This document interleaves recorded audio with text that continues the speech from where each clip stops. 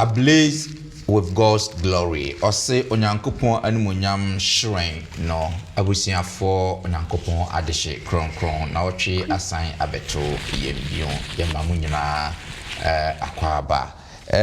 kote mu nyinara na yenewo esia abofo miensa enkransem ene na kota nyina adusia no yede eba na wieye yewo adusia etoso edu miensa atifi asem no ose onyankopon animunyam ehyen no yetwe ho abasisia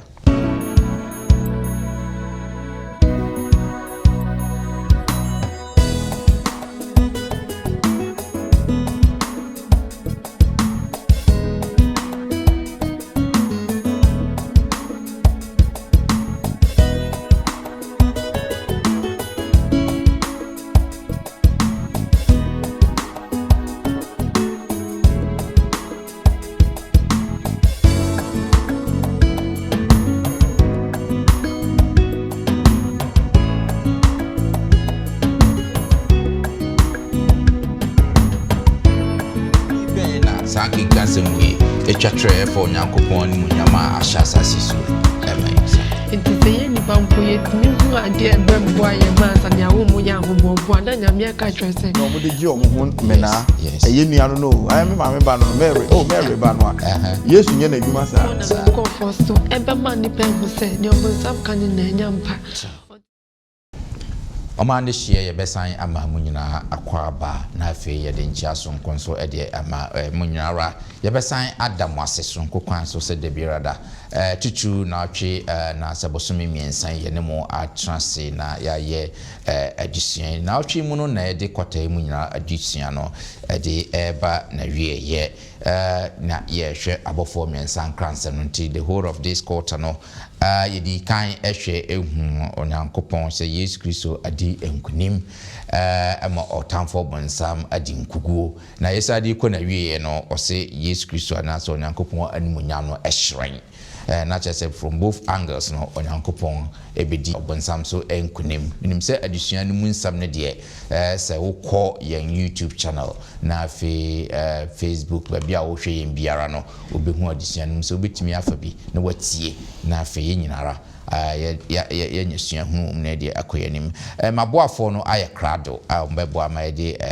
ne toso dumiensa edi wi adusua kra ede aprem no na ansana no mamemfa asida sonkonso mfama Trebian TV Ghana sajumekui ene boaye ma yede adusua yi yede brem na afie ye adusua so mafa no mde akowiase afa na nyara sajumekui adwumako mafa TV adwumade atom so ade biarada ye sadusua no mo so mafa ede akowiase afa na nyara enam so monji dwumayi emfa mpemfa so ntie ya nkrankran ne so masne no mo boa no mtimiji sajuma nti se wutie yen na wo hwe yen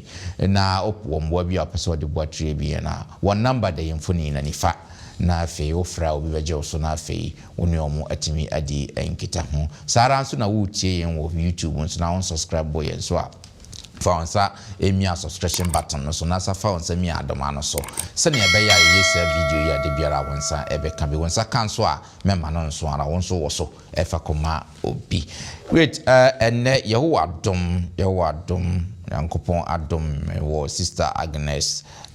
tete ekame ho ewo hase isage yemakwaba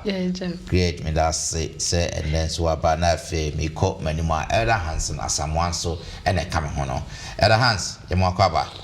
great me that one say and then what jepini say yemfa addition yemfa mbre yen atie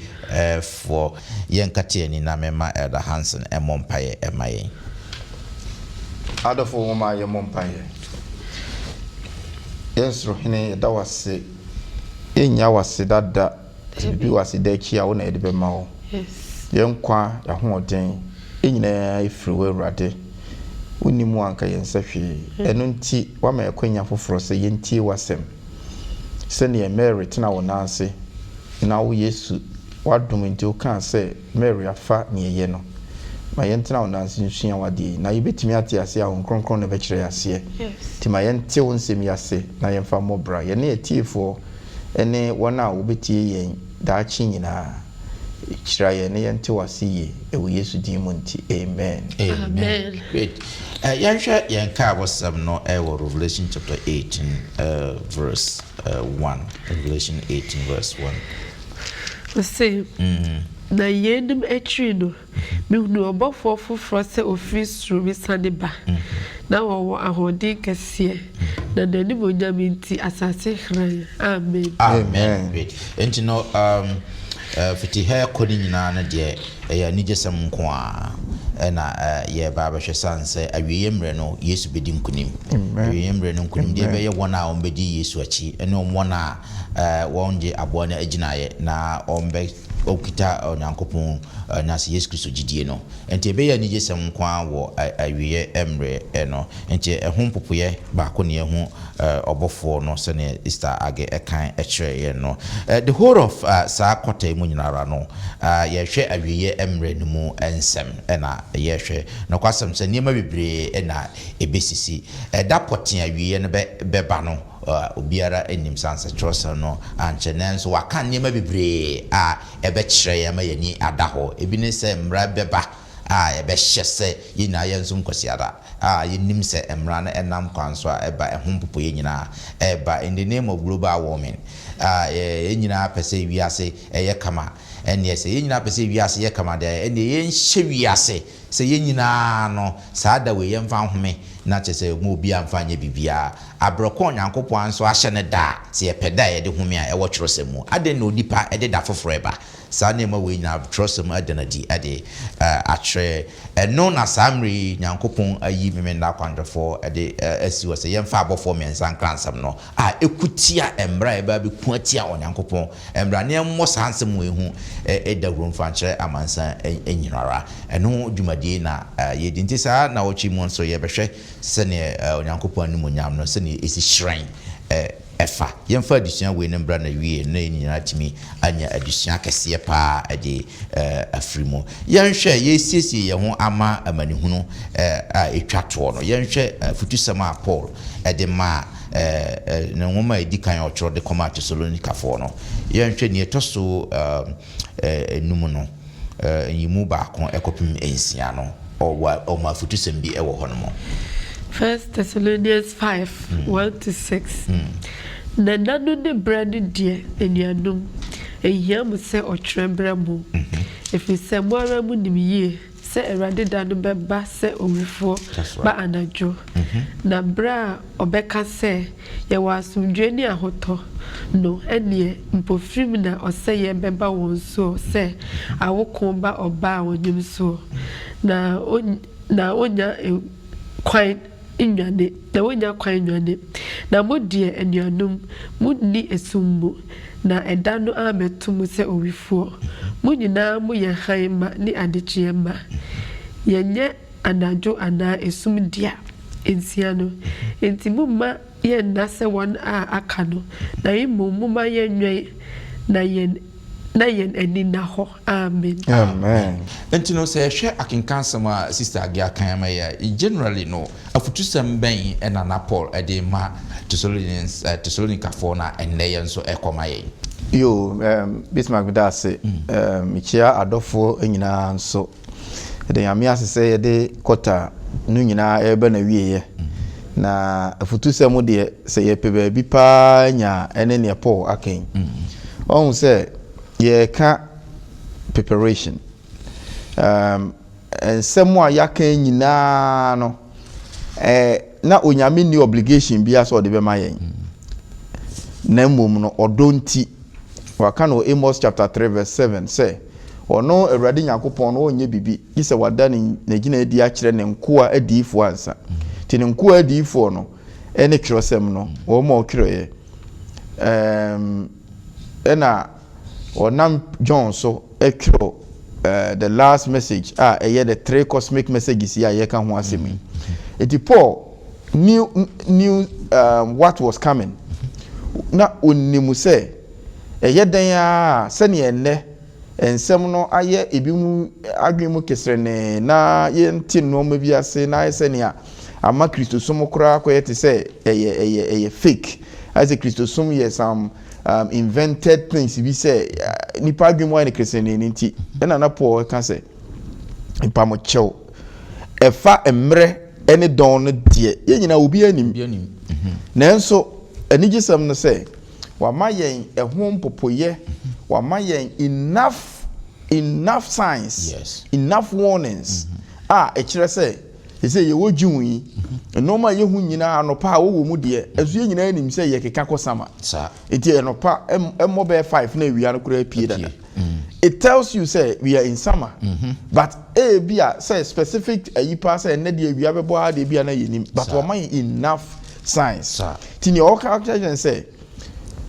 to prepare for the coming of Christ ye nyina ye twen Yesu emaye no ye wo normal hodo bi a waka say edi anim last week adisuan ye kan bi wo 2 Thessalonians chapter 2 ho if we 3 no kono say efa Yesu maye no asem de ma obi a na adam if say owaye no ebeba ansa o say ye ba no ebeba ansa sabre no ebaye ebesia babiem ena se wotu yamfo say as we prepare for the final crisis no e normal hodo a ye nhye ne nso enie so ye nimu say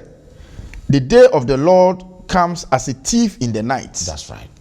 Ye nimu say urade da no Yesu no ankasa kan o say obeba ti so before na ebi mu de gina so say a secret rapture because kronfo oba secret there be it is not the manner of the coming it is the timing of the coming. That's right. And original ho ma kronfo no enti obeba kronfo eba o moda wuro say meba be wia o this time ba obehwa no wa be wia o enti mom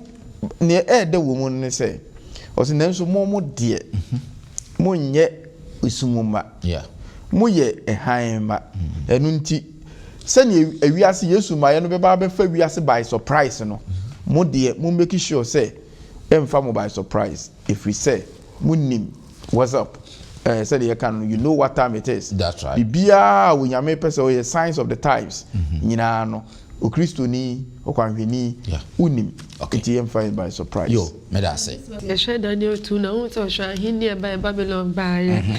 Medo Persia by Greece by Roman by Sanemani na twamama ye ka oni nimpa aduni na ati se obo ni baba enti yakwanjo for the side with the eda akola kra no na efutu na odin ma ye Matthew 26:40 to 41 Abranda okobo mpaya esiafo ne ka ne ho na obaya omade na se na obaya esiafo ne nchen obehunu won se wadeda na wasi Petro se mo ntimi ne me anwe dohwe ba ko mo nwe na mo mpaya na mo anko nso hwem huhum pedie na so na myembe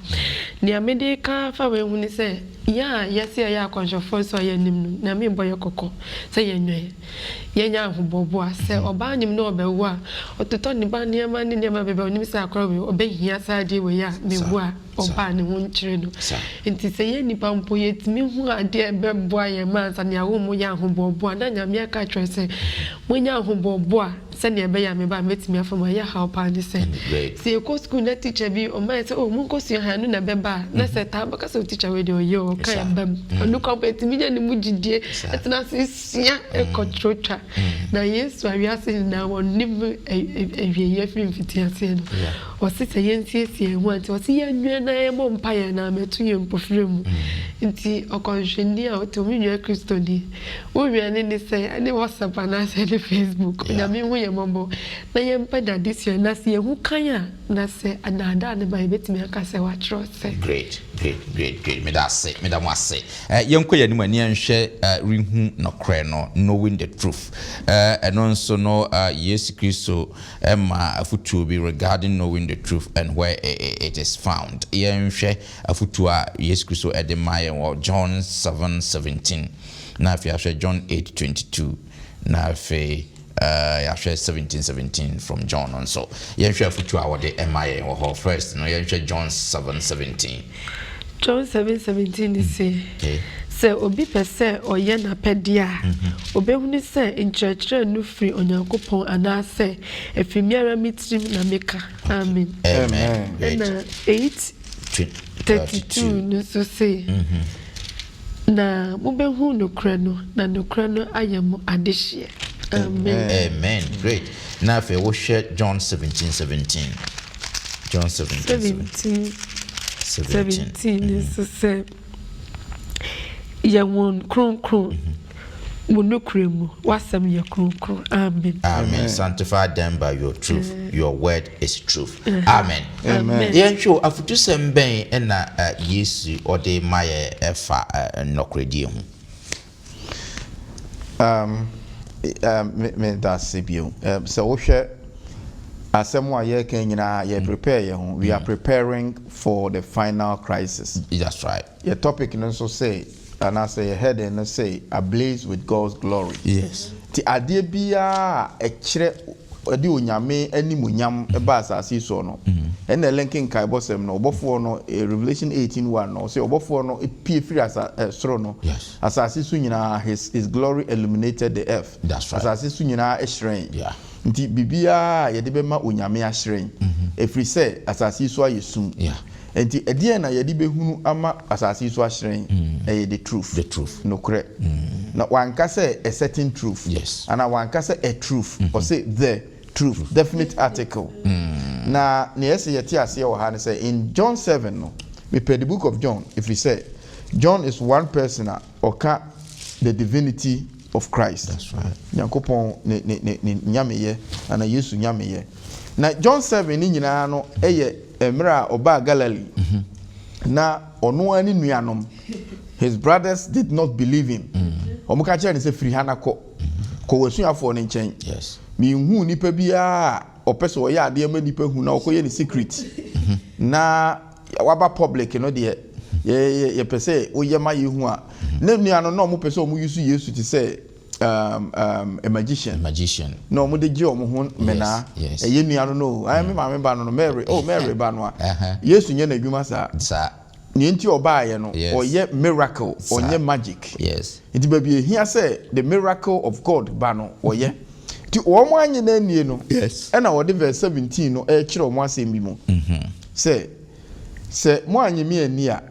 me kire mu nkrofo a e kire say magie no credit. Yes. Or say, if anyone wills to do his will, he shall know concerning the doctrine, whether it is from God or whether I speak on my own authority. That's right. Adentra, if you say, eye nyame asem na yede toto ho ehunu say, eye no kre, ana enye no kre. Nenso na ya to Bible na twene, na yedi ye intuitions echi. Isa. Ya to Bible na twene na ye sofo say, na we say. Enti, se yebetimi ate Yesu ase a, you say you call back. Yanko 8:32. Through the same conversation, no to aswa no, and obedu chapter 8. Yes. And all kasa afa or no one kasa near obetumi aye. Any who he is. So yeah. Na Jew for ni be di nechi. And or catch the Jew for no say. In fact, before you go to 32, no, or catch the woman say 31 say. Then Jesus said to those Jews who believed him, if you abide in my word, you are my disciples indeed. And you shall know the truth, and the truth shall make you free. Asem no nie. Se mudi machi a, na motra mensem mu a, e na mobehunu se mu ye machidifo ampa. Na mobehunu nokre no, na nokre na mama ya de hye, ana mama de mo ho. Eti these things so ebi mu gina so se Yesu ba ye no ne nokre no agi ye mfiri emra a yebedi so if we say udi emra so a wonne wo ho but there is nowhere in the Bible that talks about that sa law no a bi a ye kan wo Galatians 3 and 1 Corinthians 3 no a okasa amra no eye emra hodo a na wo mo de akyekyekyekere wo ho but sa the truth we all can only why John 14:6 yes I am the way the truth and the life. No one comes to the Father except through me. Yes. It's knowing the truth and the truth setting you free. No, so meaning. So we have verse 33 no. Or the meaning of setting free. No. That's right. Or say they answered him, "We are Abraham's descendants and have never been in bondage to anyone. How can you say you will be made free?" Abraham asefo ni ye na nyenye obi nko ada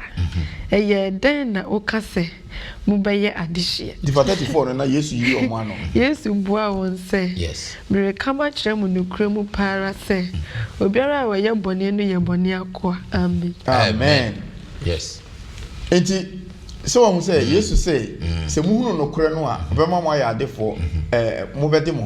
ho ɛna ebi mu pɛ sɛ wɔn kyerɛ sɛ wo de wo ho no kyerɛ sɛ unni nyame mmra so but kai say the moment you unni nyame mmra so no na wo ne wo ho na wo ya akwa we ni granto aso yo see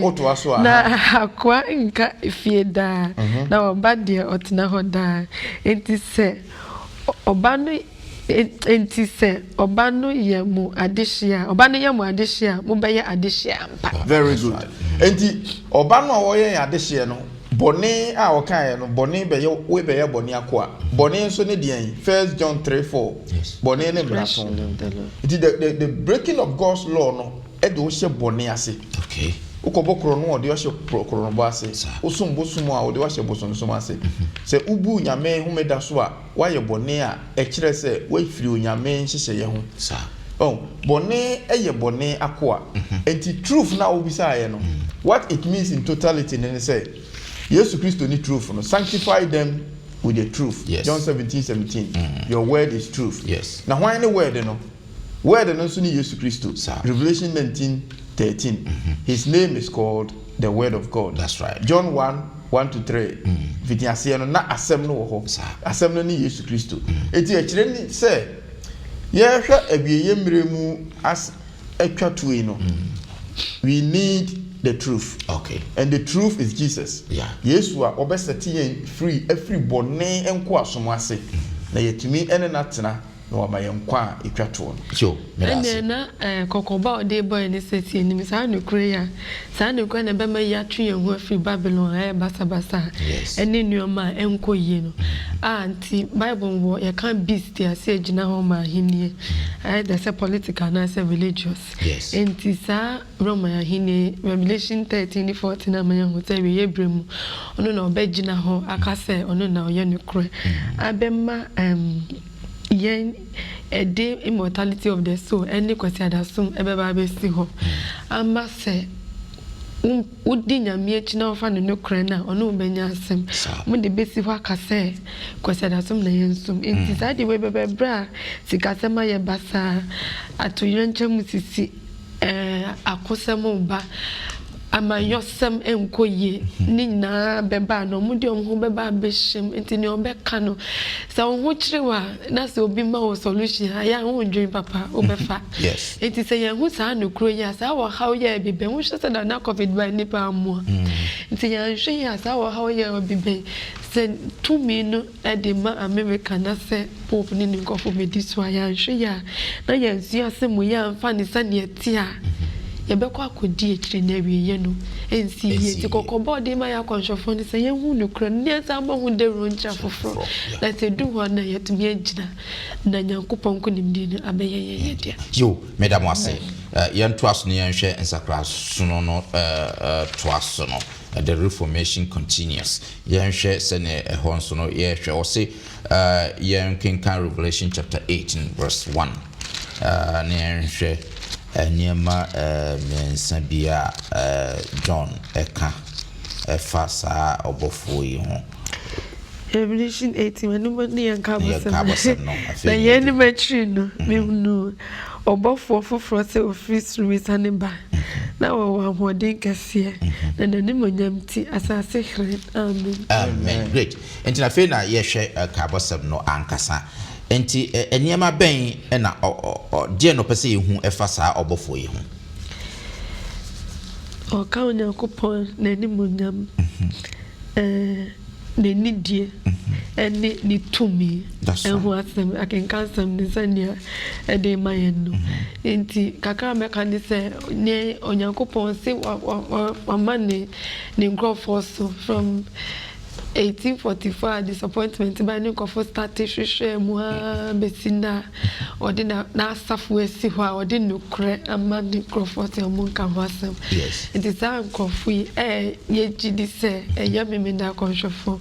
na e wosa nyame ne nkransem ya ma onyakobo na ni monyam ni die eni ni tumi ama nkofo ehu tane etie obonsam de se onyakobo nye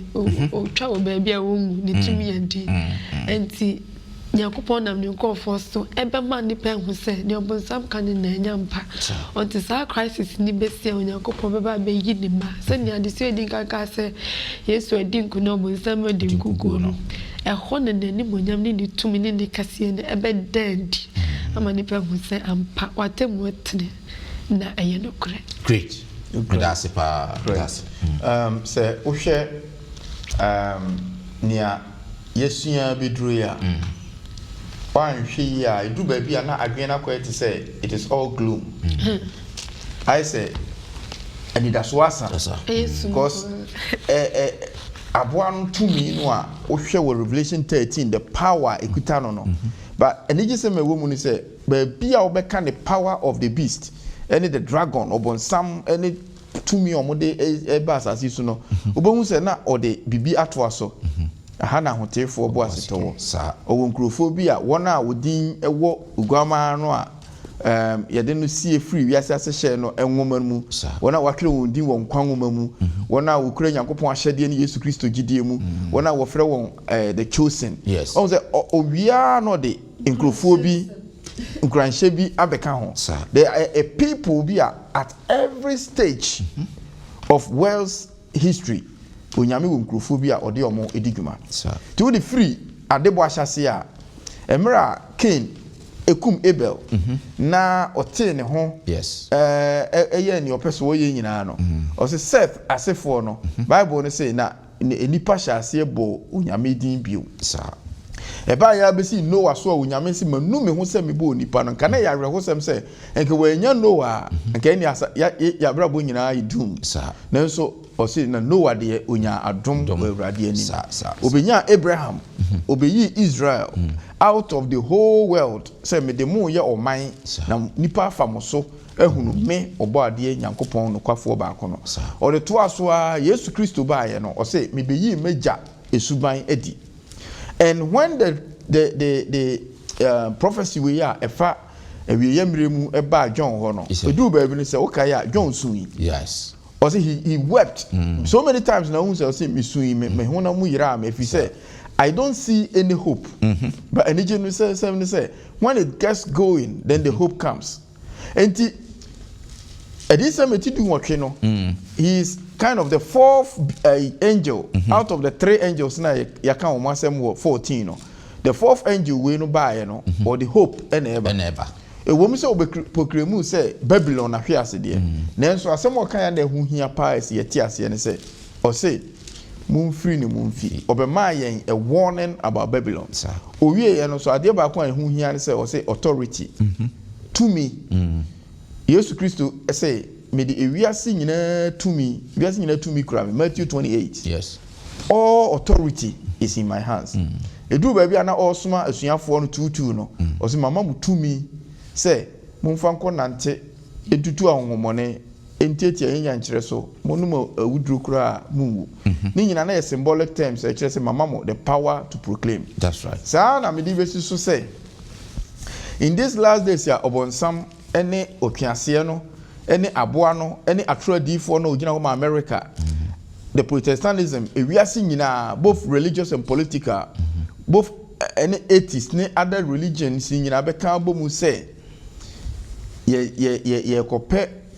homeji bia bi afiri tumi bi ho asomdwie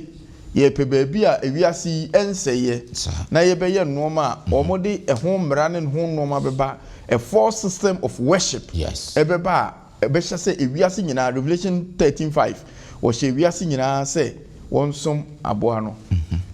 13:8 no yes ye wo benya nkrofo bi a wo mo de ye from the saints ahotefo wo mu kura Nyankopon ahyede ne Yesu Kristo gidie mu. This movement began at the time of the three angels yes ehyase emra 2,300 year prophecy no ende no sab movement yi ehya ase a wo eka abofo miensa nkransem no ekire biase aman ni musuakuo nyina sab movement we efiri disappointment mu de nanso they are not disappointed. Yes. If you say hope ni gina Yesu Kristo odi nkonim ne so sab movement yi ye frɛ ye ho the remnant no ye kura asɛm a ewiase obi enkura bi na nyese ye nko na nkwaje ye de ada bi me nada wo ho na mu ye na onyame de nkransem etwato na fa ye nso sɛ ewiase nyina ente so this is the message eye no kwasem a to me de akire senka I tell you say this church and I said this movement say na nyame to me a say ne obofo no edi to me by no a agaza be obonsam abo ato atwene be and so we move in power and proclaim the gospel. Medasi 2028 new afem to me no name crunch manya me demand 2018 to the no say na Yesu bekasa kire won se odi osoro ni asase to me nyina amami enti mun konkoya amanama nyina amasiafo na mumma won sun hye eja ne oba ne won konkon di mu na mun church won se oni die mahye mu nyina so na hye menemu wo ho na nyina dikosi wiase awieye amen amen nyankopon to me ani ye wo ho akopim se obeba kopim se sa wiase we betwem ohun ni amane wo ho de ba mama yensro because to me na wonyame. Good. Yeto aso na yenhwe onyankopon no onyam se ehye asase so emma no. Yadika hwe Revelation 18:1. Yenhwe Revelation 4:11 na Revelation 5:12. Yenhwe sanye ono so kan sambia eyi Revelation 18:1 no admunyam ni bi ede sanye ono so ekana de ewo hono yenhwe se betumi asua bibi ewo hono Revelation 4:11. Na yen erade ni yenyankopon ufata se oji animunyam ni enidie ni tumi efise wo na wo bo nyoma nyina na wo penti na wo ho na wo boy number 2 Revelation 5:12 no 5:12 no se na wode ne kese kan se that's right edwama wo kun no ne fata se oji tumi ni ahonya ni nyansa ni ahodin ni enidie ni animunyam ni nshira amen amen I think say e best timi ahwe 19:1 aka ho a say 19:1 Revelation 19:1 no yeni matri ni mitri bibi a etise nkrofo pi ne kese osoro se hallelujah enkwaje ni animunyam ni tumi ye onyankopon dia amen amen good enti yanhwe mfoni ben na saa kenkansem we etwatre for onyankopon ni munyam a ahya asase so amen good enti by progression no onyankopon ani munyam a o kasa ahya asase so ma no eye ne character that's right eye ni su enti on say abofo na yehu omu nyina they are symbols yes omu ye symbolic enti obofo na hodenfo na ba ya na ni munyam hya asase so no so wo hwa o se ofiri onyame nchen ene ba ya na okura tumi Yesu no am so the concept tumi ni ye meme dia it we are not attributing this to an angel but a symbolic idea character bi a ewo ho a kire yen se onyame ani munyam ehya asase so na so sanse sum ewo asase so obonsam so ewo ha nti ama ye hunu nyame ani munyam ni ye wo ya kenkan se ma ye kenkan ye ni nyina o say ne ma ye hunu nyame ani munyam ni edikan Revelation 4:11 o fata se wogi ni die ene kesiye ene ani munyam efri se wo na wo ye den wo bo ade na wo mu na ade nyina ewo ho nti until say abode nyina be firi asase so no onyame ani munyam be koso atena asase so God's glory shall always be here in 5:12 no yes eba Yesu ho the lamb because the lamb deserves worship any nidie efri say ono so na obewuye na wuyi na osan ti ase daada na ono na san bo ade nso eti Yesu Kristo nso na nimonyam ewo ho efri say ni wuo no ene ni wusori no it is still imprinted enu ti na ye wo ani da so a ye te hai 19:1 no so eka the same thing ni opeso o kire no onyame pe say oda na nimonyam di e kire eba asase so no who glimpses bi in Exodus 33 yes ena Moses ebisa Yakupon say yes kire me wani monyam show me your glory but na me wan say Moses kura betimi ebisa say if say all along no onim nyame ani monyam but even okwaje mranse ndu nukura no o say apra na ne no me bobo ye nyina no ba kire na op specific thing be say show me your glory mahunu wani monyam no in physical terms mahunu in vision mahunu face to face yes nanso mami hunu in terms of say ejina ho maden ena onyankopon oyi na no say me kire wo na kwan be no fa so kire no in Exodus 33:18 and 19 yes me kind bro for no Exodus 33:18 and 19 or say and he said please show me your glory verse 19 no ena onyankopon ekasa ana angel no ekasa or say then he said I will make all my goodness pass before you memma me papa nyina asni wanim na me pai me din yawe bo wanim na medum de medum no na mehunu de mehunu mobo no mobo amen and show me your glory no so ye pinyame ani monyam a eye ni suban ne saying me ye domfo me ye homobrohunfo na mema me din bo me din a kire Yahweh my name is the Lord me din ani Elohim eja oba ne hon kronkron no this is my name eti onyame ani monyam no a ehire no kire say yenso eninti na ne mransem no de hye mu say memmo awurade wonyankopon din kwa yes if you say ni obo awurade nyankopon din kwa no omfa ne ho totroto adentira na ni monyam wo ni din num ti se wo fa ne din to wo ho so a ni suban no na yi na ni monyam adi kire edi se wo fa nyame din se wo ye kristoni na ateni die hwe wano yes umu ade ahantan na se kronobo adwamambo awareseye konkonsa ene anibre ene se umu mpanimfo bia ne wo na ne waja na unya nyame foforo eka nyame ho na se ahoni som na wosom dibia no wa ho ofa ne degree ene wo noma na wo bobo awurade din kwa e de ato ho so kwa na wankae ne homeda no anya ne kronkron wo de ye ne wo pe a ene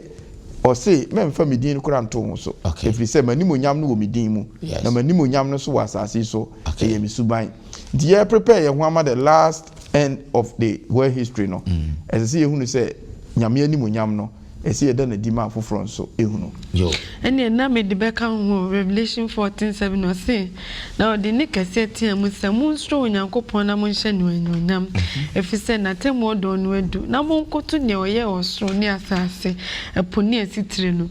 enti onyankopon pe na ese esum ne ese ma nanimonyam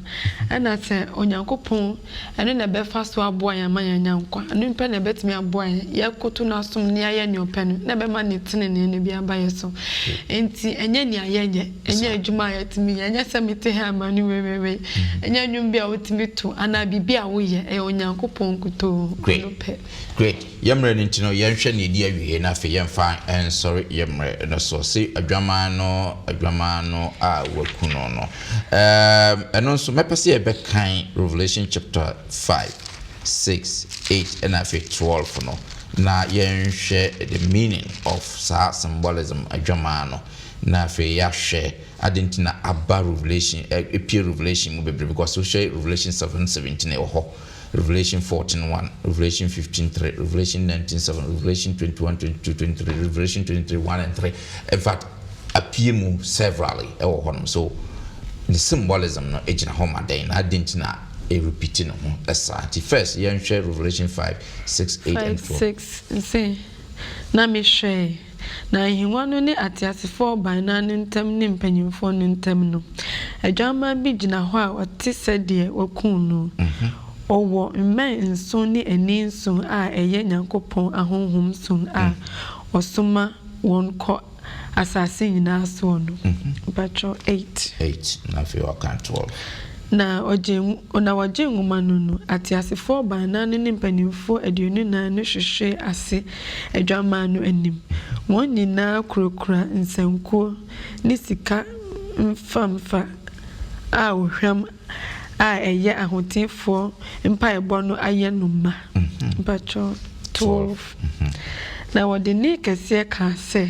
adwama wo kunu no fata se wogi tumi ne ahonya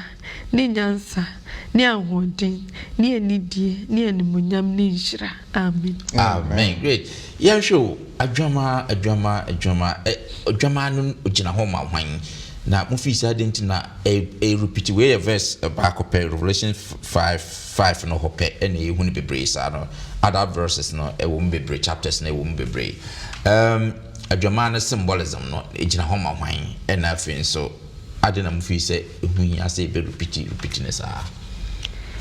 We say Revelation says shuma ya agency de bebre ho digina ho maniama enti ya ka adwama ne Jesus Christ even as assistant to madam ne na omodi peta omobone enti Yesu Kristo na no ye adwama na adwama ne say yankuna amfa moja na ampata emfaso bi ani so enti Yesu Kristo ono no ye adwama ono so na ye kunu mo no akasa etimi so say aboa moja na etimi jinkwa na it was just a symbol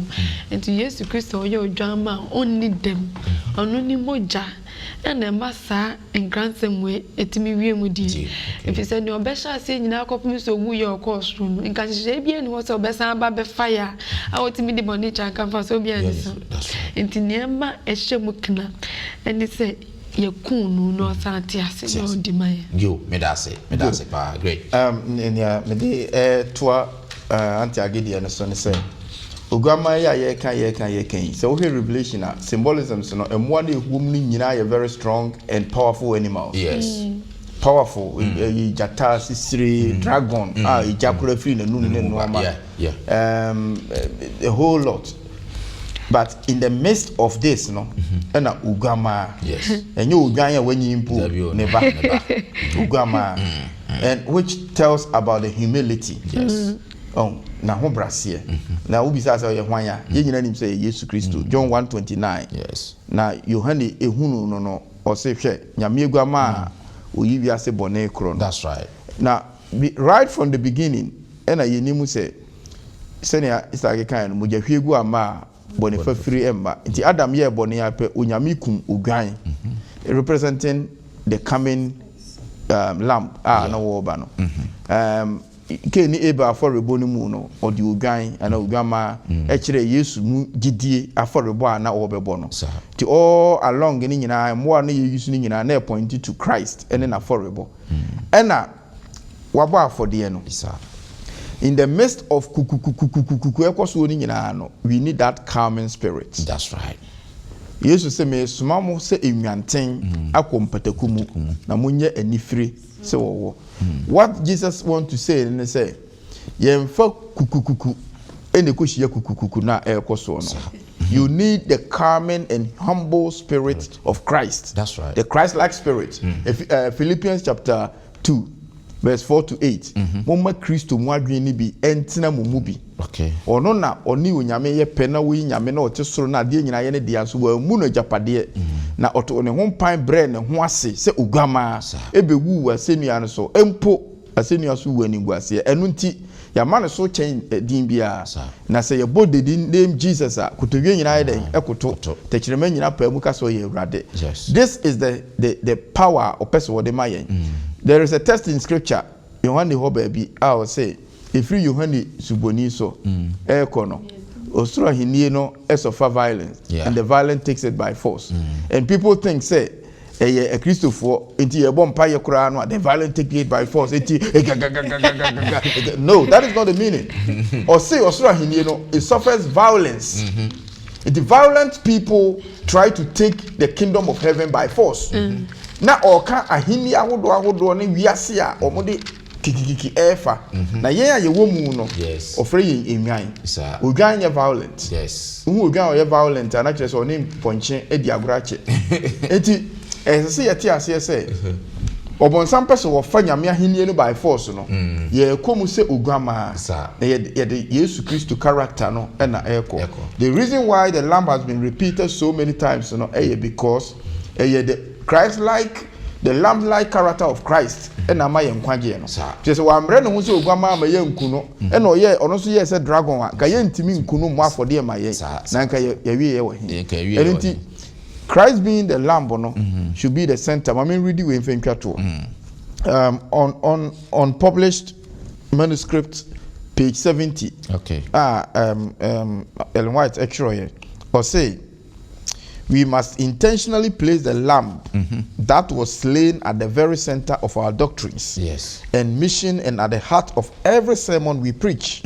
every article we write, every prayer we make, every song we sing, every Bible study we give, and in everything we do.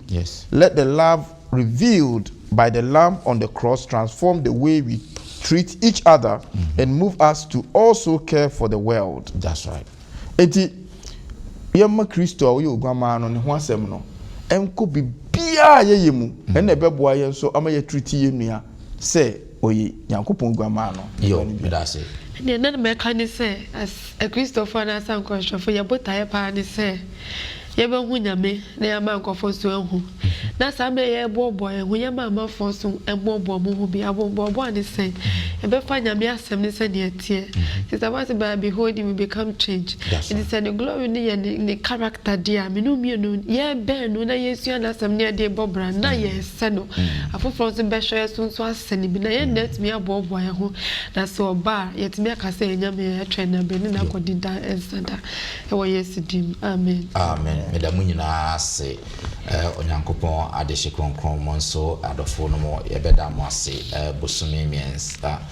akwantuo Sabbath school no yede aba na wieye enne adusua toso du miensa ana yede abrɛw no maboafo no mabo adwuma pa ye mo ho kwan ma Onyankopon de o mo ye adwuma nimie se bosome miensa di animu nso Sabbath school no yede mu nyina ebesa ka bomu na yaye se wutie na wo hwɛ na wo comment bi ana so wo mwa bi apese odi boasa adwumade ya betumi atwero comment section na se ya bekenkan na afi anu yi bi a ye wo no yanso ye de amam se ne mu ye sa adusua kwota mu nyinara no sana next quarter nso momwa na yensan enemo enye sa adusua Onyankopon enhira mu nyinara katawani na mema Elder Hansen enhira so ema ye adafo mama ye mompaye ye da wase yen dofo pa odo yenti abribia opese oji yen asodin nyina echi ontwa yen twene da oda so mayen akwenya se yetie wo na yetie one na ye ba wo nchen a nsem a ode nam bosome miensen so e de ama yen ode mayen kokobo ene ani da so se ye be kutowo obo ade no wo a wo soro asase epo ni nsutire no na mmomni enkokoto otwease no nanso se yentie na se ye ne pa wasen abo yenkoko se asotwen bi da ho mai ewurade yeserew na yesua ya wie e ma yensua ne keke na mmomni enfa ya dwen si so na yenwe won sem ho anopa awia ne anadwo na yentumi no wona obetumi abo ayen